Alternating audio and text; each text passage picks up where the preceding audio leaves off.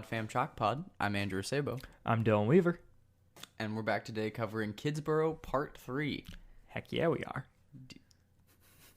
This is weird. No, I like it though. Yeah, so I don't know if we'll continue it past this. No. But... Well, it's weird because the feeling that I have when, like, you say the episode and, like, I agree. When I hear you do it, I'm like, that seems interesting. And then I think, oh, that's what I do every time because I feel like it's the only thing I can do. You have to, like, it's this weird thing where we've got to go back and forth. We have to acknowledge. Well, what do I say after that? You're right. It's like the awkward, like you're texting somebody and the end of one conversation and the beginning of another. It's like, well, we can either try and keep this going because it feels like that's what should happen, or we can not. Yeah. Never happens to me. No, never. Not even once. All right, so there's barely any, like, new context, new info, whatever. This first aired on June 7th of 2008. Okay. It was released simultaneously on the podcast, directed and written by Marshall Younger. And there are no new characters, although Whit does come back in this episode after being absent in the previous. There you go. Awesome. Yeah, and so the episode then, I mean, it picks up right where the last one left off. Yeah. In proper Odyssey fashion. And it's Ryan and Nelson kind of standing in front of the town, like, addressing the crime in the city. Yep. If you remember last episode, it ended with Nelson and Ryan kind of making a plan. Yeah, well, it ended with Ryan reluctantly agreeing to go along with Nelson's plan. Yeah, exactly. And so now this one is them standing in front of the town, saying that they're going to put security cameras in trees to catch the serial smeller and the people that have been causing problems. But that's going to involve raising taxes and a private security office that will need to be built. Yeah. Which, okay. Yeah, they're putting these cameras up and then they're putting, like, a shed up to put the monitors in. Yeah. So that someone can go in there and view them. And yeah, we don't really get to see how this goes over. No. But then, like, they do it. Yeah. So, like, clearly there was enough approval. Yeah, like, there seems to be a mixed reaction from the crowd. Like, if you hear it, like, well, one, it's really well done, and two, it's like there's definitely a response. I think some people are kind of reluctantly willing to, just because of the problems that they've been having. And then it cuts to Pete running into Ryan's office once again because, you know, Pete seems like a cartoon character. Yes, he does, and I love it. Like, I feel like he doesn't have a last name. He is not a real person. Yeah. But man, is he great. He has a weird voice. Like, I feel like he just runs into, like, Ryan's office. Like, imagine if, like, Kramer from Seinfeld had skid marks of dust coming up from his heels when he was, like, jumping in, like, kind of hopping in. Like, that's kind of what I get from Pete. And they're talking about the flower of Kidsboro, which is the dandelion, because you can't get rid of it. Yep. And then the slogan, which is "We're kids, we're in charge, deal with it." Yeah, because kids these days are mad. Yeah, kids. Ryan's like, that sounds pretty angry, and Pete's like, well, kids are angry these days, Ryan. Yeah, in a very 40-year-old man way of talking about things. Yeah, it's really funny too. This, like, that slogan we heard, I think, in the first promo. Yeah. For the series, and it hasn't come up since. Speaking of which, should I roll the promo? Yeah, we should. On the next special edition of Adventures in Odyssey, Ryan and Nelson are trying to cover up a crime they committed together. Don't you think there's something weird going on? Like what? Somebody suspects us. And will Valerie take advantage of a weakened mayor to take over the whole town? Remember, Valerie Swanson for mayor. On the next special presentation of Adventures in Odyssey, Kidsboro.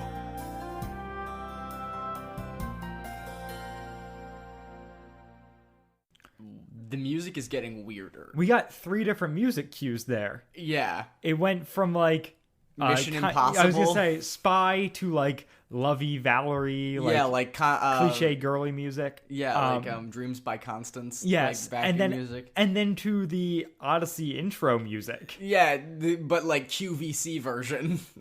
Yeah, it's so weird. Yeah. Oh my. Anyways. Now that we have that happened. That happened. Because I don't know, we're just robots pressing buttons. It's true. We are. So Pete's other suggestion, in addition to the dandelion and the slogan, is that the national bird should be Claude. Yeah. Who is the dead bird who was found at the town square the day prior. When Ryan doesn't know about this, Pete's like, "Didn't you read the paper?" To which. Was Jill like, oh my lord, there's a dead bird, and then decides to write about it? She's got to write about something, man. I guess. And she's writing every day? She's writing, it is a daily paper. We find out later in this episode that there are at least 3 pages. Yeah. And she's the only person writing for it? Yeah, I mean, she might have somebody else, but that is so much writing. I want to know, and maybe the books get into this, I want to know how Jill's making money. Like, does everyone pay for the paper? Yeah, I guess. And so she's writing it on with pen and pencil throughout the day in Kidsboro, and then going home and typing it up and printing it out. Yeah. And presumably, is this like a Word document that she's printing like 30 copies of and then stapling to people's doors, or what? Maybe. I logistically, I have questions. I mean, I'm sure Whit has a printing press somewhere that she uses. Like Benjamin Franklin just putting in individual blocks and keys. Yeah. But, or he just has like some ridiculously high-tech printing press because he has infinite money. That's true. Never forget it. But yeah, the logistics of the newspaper are a lot of the logistics of Kidsboro break down real quick. Yeah. Oh yeah. Where it's like Nelson seems so concerned with like, hey, nobody finds use for my inventions, but who's buying a newspaper to read over the summer about things that you definitely saw when you were a kid? Yeah. Yeah, I don't know. I honestly don't know. The only thing that I think would be worth it is if there's new laws being made, government stuff. I think that because they're coming up with so much of it so quickly and there's so much new stuff happening, I guess there's a decent amount, but that's just publishing whatever notes that they have from the meetings, which they could do that and not have a paper. Yeah, and I cannot slam the paper too much because Jill is the best. She is so good. She's really good in this episode. But yeah, Pete's got all these ideas, and Ryan's just kind of like, isn't there more important stuff to do? And he's like, we got to establish a national identity and all this stuff. And it's really fun. Something about truth, and he's like, but what does truth mean? And I'm like, roll credits. Yeah. Yep. And Ryan's like, oh no, he knows. Yeah. Which Pete does not sound suspicious at all. No. And Ryan is panicking. Yeah, but it's about Ryan's guilt more than it is about what Pete's saying. Exactly. And so we go from there to a scene of Jill and Alice talking about the whole security camera thing and whatnot. Yeah. And Alice is asking for, a key to the office, the security office, and Alice doesn't have it, which does seem like a weird oversight, and that does seem dodgy. And then Alice, helps Jill climb up the tree, and she pulls down the camera, and it's a dummy camera. Yeah. Which Alice is like, yeah, those work. And she's like, but isn't it weird that we didn't know about this? Yeah. But they also stuck up. I mean, I guess they're kids, but they stuck up cameras all over the forest, Logistically, how the heck would they have done that? Well, no. You could stick them up, but trying to run cable and all of that stuff is crazy. And also, how much do they think because they're on the council, they know how much tax money is being collected for these things. Yeah. How much do they think security cameras cost? Not enough. And also, are they trying to pay for real life security cameras with Kidsboro currency? It's Yeah, exactly. What's the exchange rate? Like, this isn't something that Nelson's inventing. Yeah. Unless it is. But yeah, it's just... And to which, is Nelson, like, an actual, like, computer engineer and can just make security cameras by hand? Right, yeah. It's all funny. Like, it seems like... I don't know. Like, I get that the whole idea is that Nelson and Ryan are, like, trying to do, like, a cover-up. Yeah. But I feel like if they had told the founding fathers and mothers, like, hey... we're just gonna, like, we told them all cameras, we're actually gonna do dummy cameras, it'll have the same effect and it'll save us a ton of money, they would have been okay with it. Right, no one would have pushed back. But I guess the idea we're supposed to get is that, like, they're covering things up, like, just like they're kind of in this position where they've got to lie, and now they're just, like, tripling down on lying. Yeah. And then would they be using the extra unused, or, like, so the increase in taxes to pay for the cameras, right? But they're dummy cameras, right? If they increase... But the dummy cameras still cost money. Okay. I Like, wasn't sure. Yeah, I guess that would be what that. Even if Nelson's making them, they're paying for that. They're paying for the shed to be outfitted, like all of that stuff. Still, like, they need to, still make it. But it makes way more sense that they would have the money. So Whit is just loaded with Kidsboro dollars at this point. Like, because they're getting all this from him, obviously. He's sitting on a stash of, like, several hundred Kidsboro dollars while the government is tanking, and he's like, well. That's, yep. You made your town.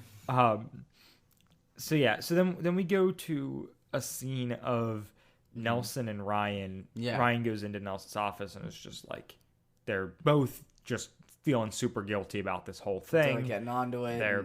He's like, do you think Pete knows? He was talking about it, whatever.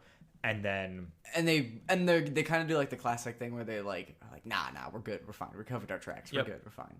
Yep. And then they hear, like, static. Yep. And there's a hidden recording device. Yep. There's a tape recorder, like, under Nelson's desk or something, or his bed. Yeah, or whatever. In my head, it's like a little tiny thing, like on the underside of his desk. Yeah, kind of like a sticky thing. I don't know. I always just pictured, like, a proper tape recorder just, like, taped underneath the desk. That makes a lot more sense considering what Jill has available to her than some spy equipment.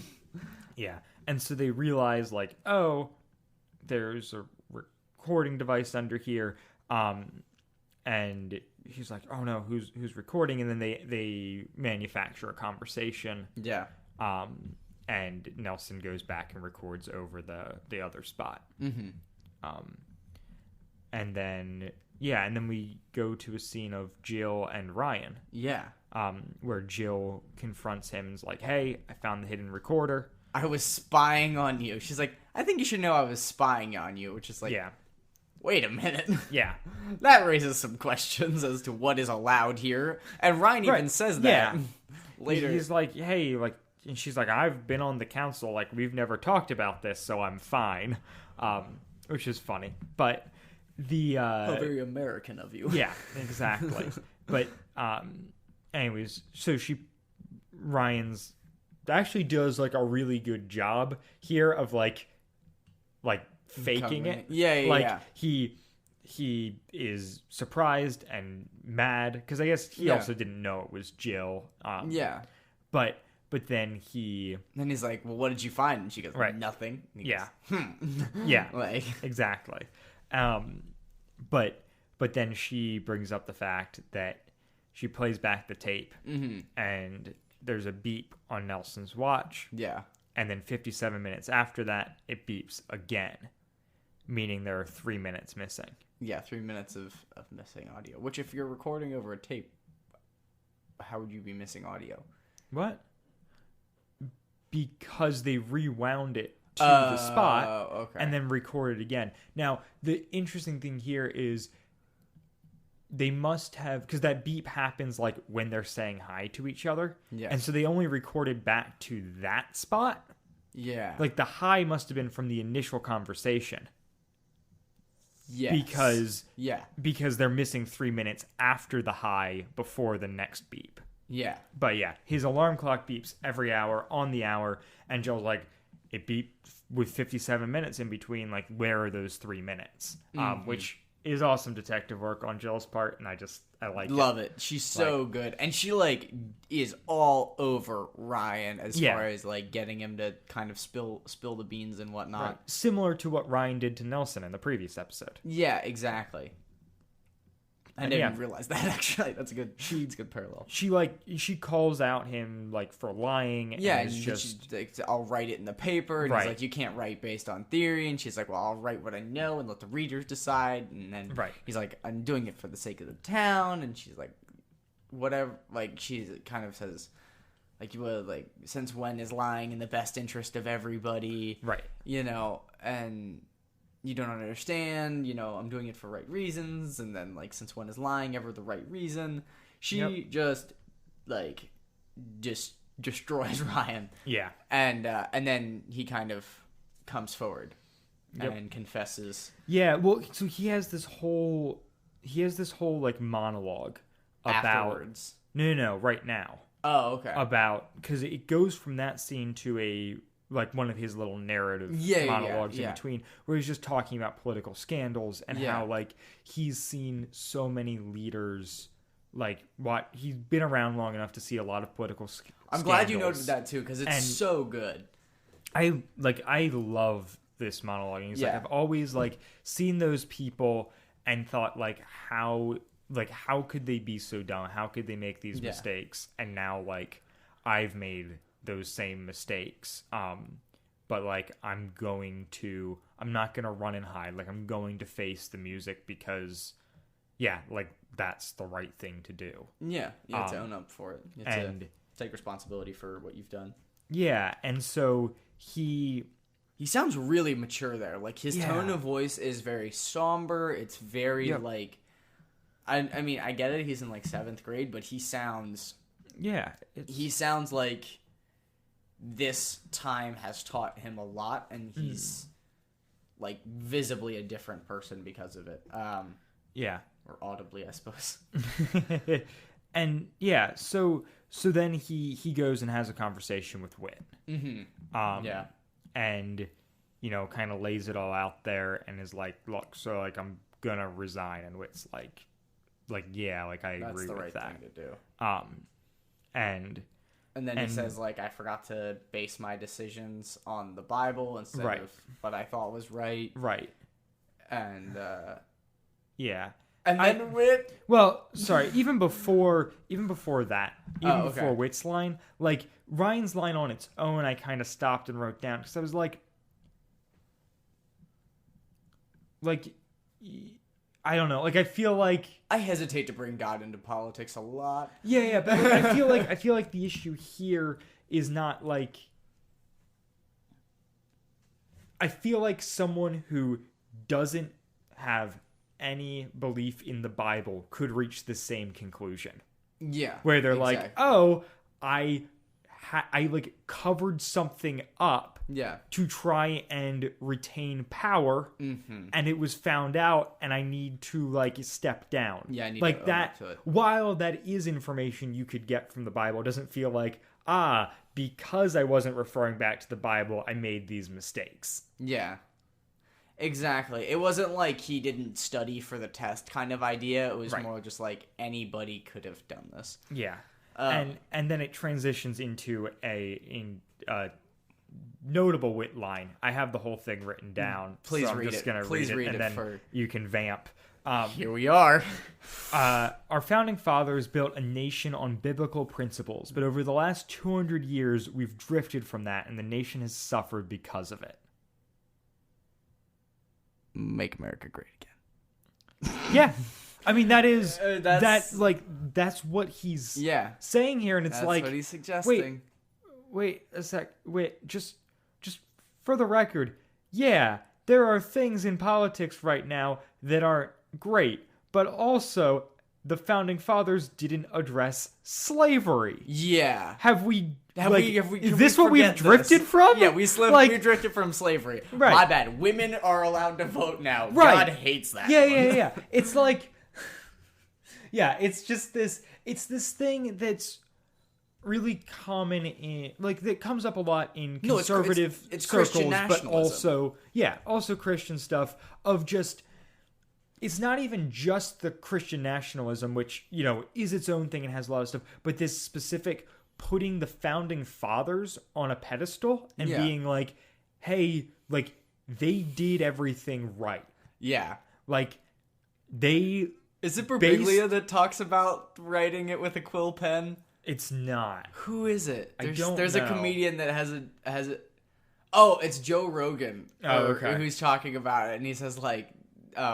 He's talking about the founding fathers, like, if they were to come back today, being like, what the heck are you still using our documents for? Like, we wrote that by an oil lamp with a quill pen. Yeah. You have small computers in your pockets. What are you doing? Yeah. It's just like, obviously, there's a lot of foundational stuff there that's good, but, like, I think, and I think that there's stuff today that's less good, but there's problems in politics today. There were also problems in politics then. Yeah, there's a misconceived notion that they had it right, and ever since then we've just been slowly drifting farther and farther from a divine standard that, like, the Pilgrims, Thanksgiving, Boston Tea Party, and then that was, that's the climax, and ever since then it's just been this falling action of us drifting away. Right, and it's like, yeah, but... And that's what God wants. And God wanted the founding fathers. And ever since then, right, God doesn't want it. Right. And yeah, it's so funny because the stuff we talked about last week with the discussion of like the discussion questions they gave us last week,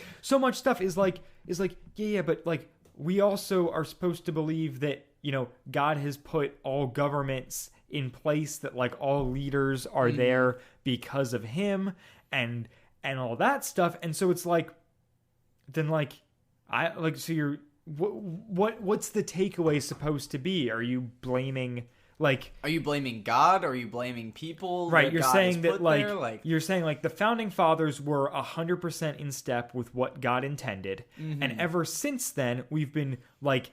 the people that God has placed in power have been at odds with him, and the nation's suffering as a result. And it's like, yeah, not that I think that, like, America is perfect today by any means, but, like, we're doing better. Right, like it's a constant evolution, and we improve, and the opposite of improve, like, in certain ways, but it's not a... Yeah, I don't know. The way Witt's line is here, it's just like, yeah, we've just been, like, landsliding ever since. Yeah, it's very old man yells at cloud situation. Yeah, it is, and it's frustrating, especially in line of, like, current political climate and some of that stuff, where I'm just like, can we not? Yeah. Well, and I think that, like, I think my biggest beef with it is that a lot of that ideology is based on the concept that God wants a country. That God is like, okay, Israel's identity has been kind of compromised because of war and territory, and, like, the temple in Jerusalem is now a mosque, so now America is God's place. And that's really not biblical, even a little bit. Right. And it's incredibly, like, I think it's incredibly misguided to think that, to believe that is the case, and that is what he wants. 'Cause it's, like, in the life and death of Jesus Christ, like, he does not reign with politics. Correct. Like, that's the whole thing. That's the coming in on a donkey. He's not the conquering king. He doesn't come in on a horse. He's not trying to establish a physical nation here on Earth. No. He's establishing an eternal nation. Yeah, and a relational nation. Yes. And something that is bigger than what we understand. Like, right. Like right. Christianity is not confined to these borders. Exactly. Nor should it be enforced by them. Amen. Say it louder for the people in the back. All right. No, but like just like even in the concept of like, yeah, I don't know. It's something that I feel very strongly about, but I'm concerned that this is because Kidsboro is something that I liked so much as a child. Like, this is what so many people believe to be true. But even if you were to look back at the Bible, God didn't give Israel kings for a long time.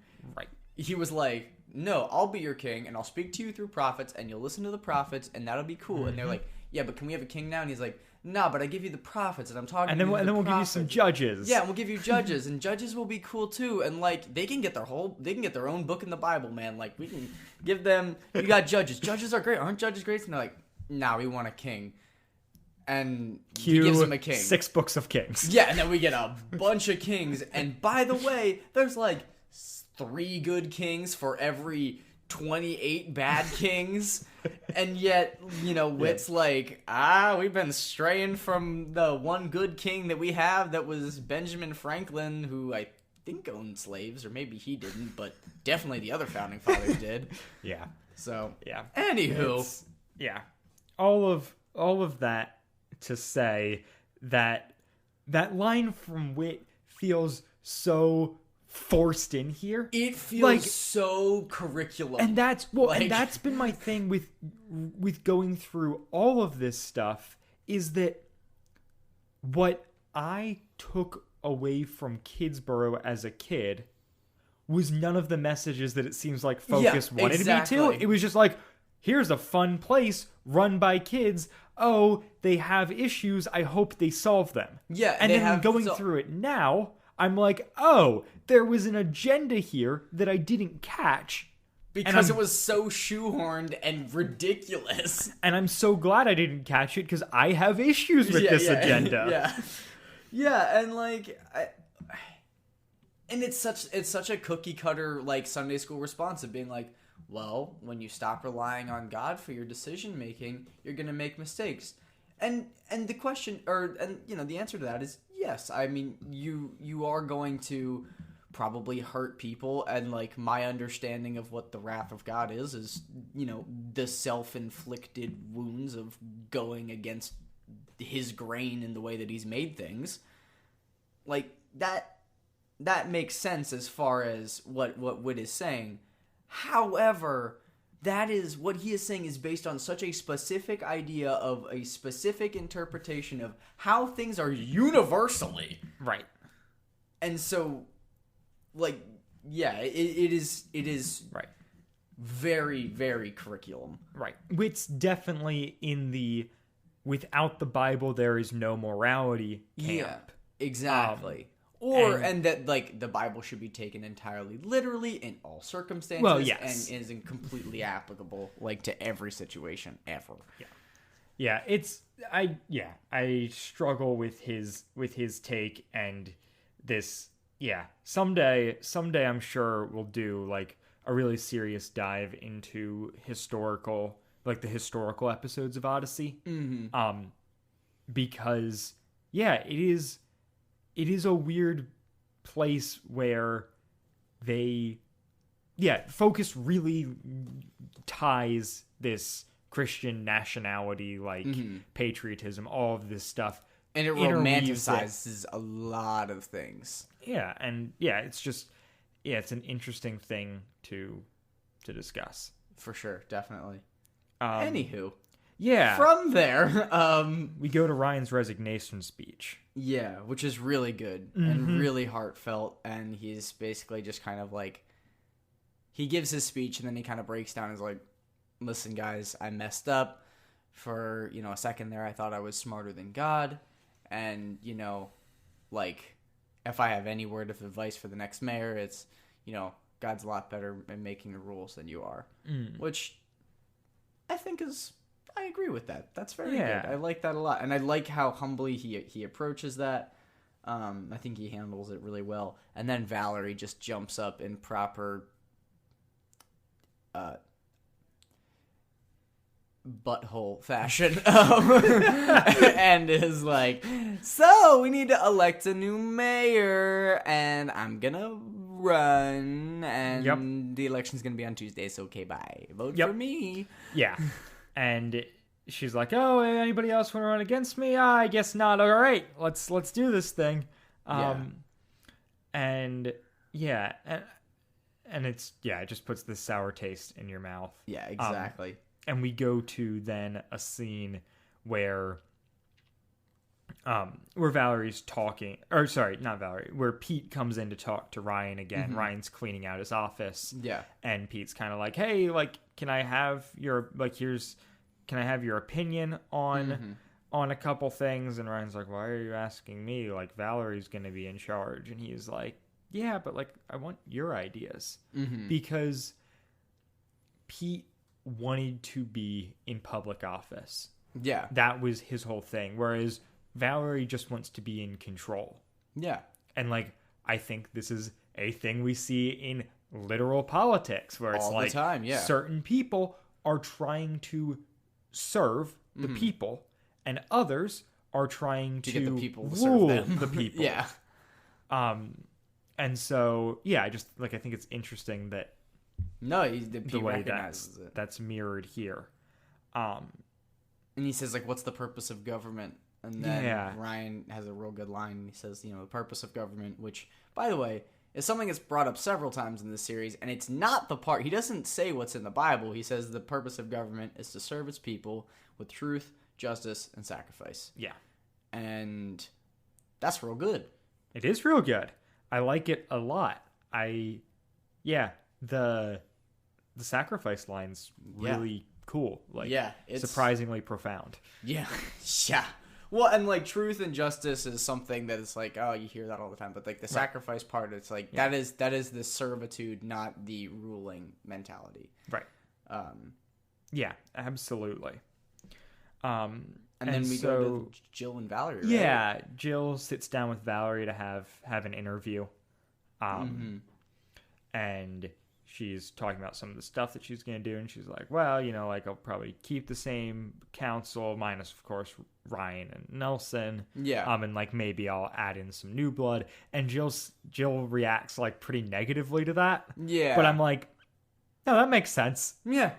You don't want the two people involved in the scandal, and then like there's now, I guess you're coming in, so there's only one empty slot. But like, of course you want to probably bring in one of your friends or whatnot to have them be on the council. That doesn't seem like she's not saying like she's gonna throw them all out and like rebuild from scratch. Yeah, and she's not she's not threatening Jill or anybody that wasn't involved in the scandal. No, she's just like, oh, like I'll like maybe bring in a couple new people, which seems so reasonable, but Jill's reaction's like, what? Yeah, like what? And then also because she's like, we've only been at this for a month, and Valerie's like, well, it's not too early it's not too early for good ideas or something like that, which is a good point.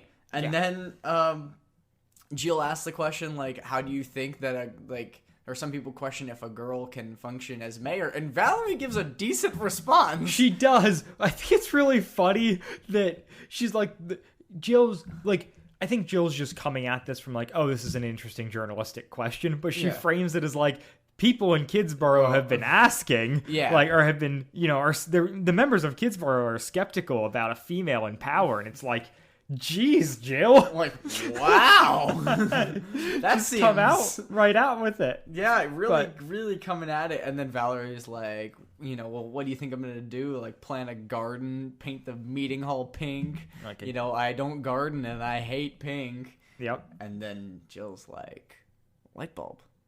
She hates pink. She hates pink. And so she starts to piece stuff together and just like...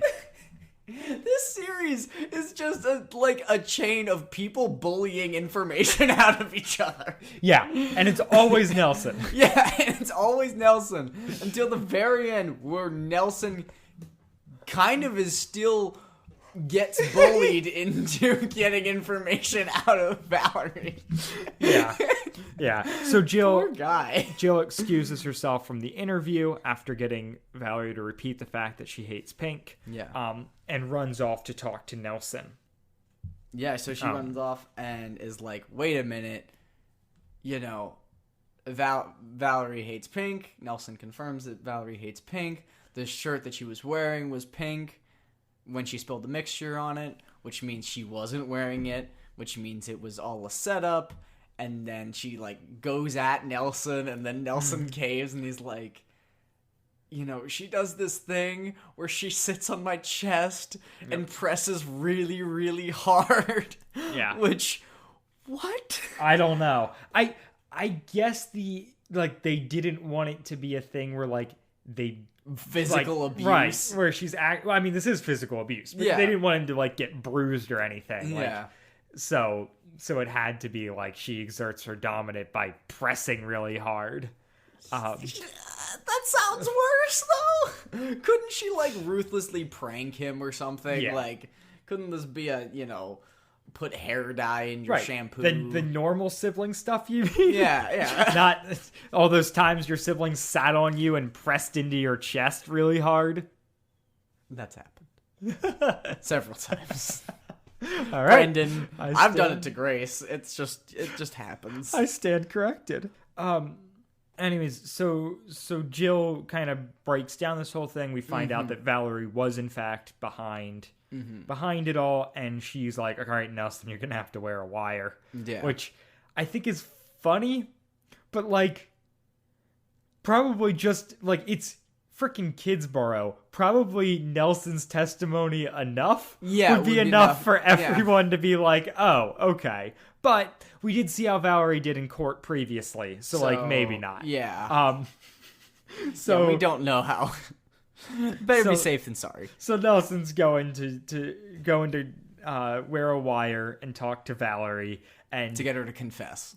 And he is so bad at it. Oh yeah, he's the worst. Things like, can I sit next to you? And she's like, why? And he's like, so can we go over the plan, review it, see if there's anything we can work on for next time? And she's like, next time what? And so next time we team up. We're not gonna team up again. And then he finally wears her down until Valerie's like, you did fine, Nelson. The only thing you screwed up was that you left those bottles in the recycling bin. Other than that, everything you did was fine. You did exactly what I told you to do. Yep. Now get out. All right. I'm going. Thanks. Which is preceded by Valerie staring him down before she bursts out, going, I am about to do that thing that I do on your chest. And I'm Valerie's getting good. Oh my gosh. Yeah. Oh. That is a ew. I just don't like it. Yeah. Yeah. So then Jill goes over to Ryan to break the news. She's kind of like, hey, how's it going? He's like, oh, I didn't expect to see you till September. She's like, oh, you're not actually planning on staying away that long. And he's kind of like, well, kind of, yeah. And she's like, look, I want you to run for mayor. Yeah, she's like, I want you to run for mayor. And he's like, I'm out on the ballot. And he's like, and Jill's like, well, you gave a really good speech, and we found out that Valerie's a phony, and everybody knows, and... Yeah, she shows him the paper. She's like, this is what's going to run, and this is an editorial about you and about, why I think Nelson. You're a good candidate. Yeah, and she talks about this story in which, she was sitting in at Hal's Diner, and Ryan came back and returned 9 cents. Yeah.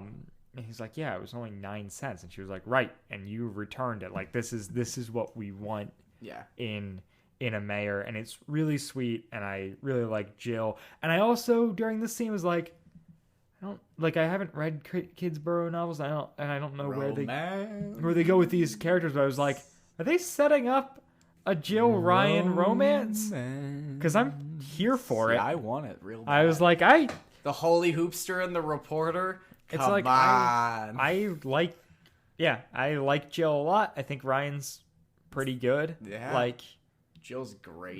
make it happen, man. Please. I don't know. I want it. I don't know what the future, but this is my new Trent and Mandy. Yeah, seriously, I support it. I mean, new episodes are still coming out. Ryan could still be in them. Who knows? Jill could come back. Plus, their names together are Jill Ryan. You mean a majority of my childhood? Oh my lord, that's special. And that's where it ends. Right on Jill Ryan. No. Ryan wins the election. Sorry. Yes, yeah. That's important. Valerie got 5 votes, Ryan got 18, and Pete has finally finished the Constitution. Yep. And they read the Constitution. Yeah, like out. their the preamble or whatever. Yeah. It is cool and kind of just expands on Ryan's truth, justice, and sacrifice from earlier. Yeah. Yeah. And that's it. That's where we end Kidsboro. If you guys are interested in more Kidsboro, there are books available. Yeah, as we have mentioned, there are books. But yeah, I like this was really fun to cover. I like this arc a lot. It's very different from what we've been covering. I mean, it's still very plot heavy. Yeah. But it's super yeah, I don't know, nostalgic for me. Mm-hmm. It was a fun 3-parter to cover. And different as far as like the topics it we got to talk about different stuff and rant about things different than what we normally do on this show. It's nice. Still ranting against wit, but on different topics. Different topics this time. And well, there wasn't much wit to rant against this time. No. And the discussion questions are the same for all 3 episodes. It was like a discussion booklet that came with the 3. It's not like they break down episode to episode, so there's not there's no new stuff for us to discuss. But I think I don't think we need to pad out our runtime anymore for this one. No, ma'am. We did it pretty well. Yeah. I don't know. You plugging anything this week, Andrew? No, sir. Yeah. I'm just gonna come back and say, go follow me on Letterboxd again. If you people aren't already, and that's something you're interested in, I rate and write down little notes about all the movies I watch. So if you're curious in what I'm watching or what I think of it, that's a fun place to find my opinions. It's something I really enjoy doing. He's very good at it. So say. If that interests you, if you guys are movie people, I'll put a link below. But I'm just DJ Weaver 29 on also Letterboxd. Yeah. I don't think I have anything.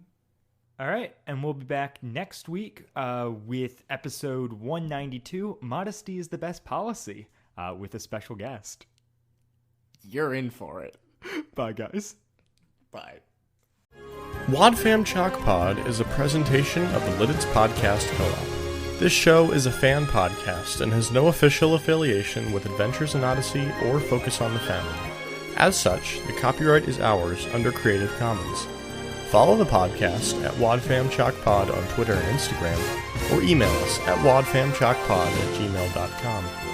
Episode 46, Kidsboro Part 3, was hosted by Dylan Weaver and Andrew Sabo, and edited by Dylan Weaver.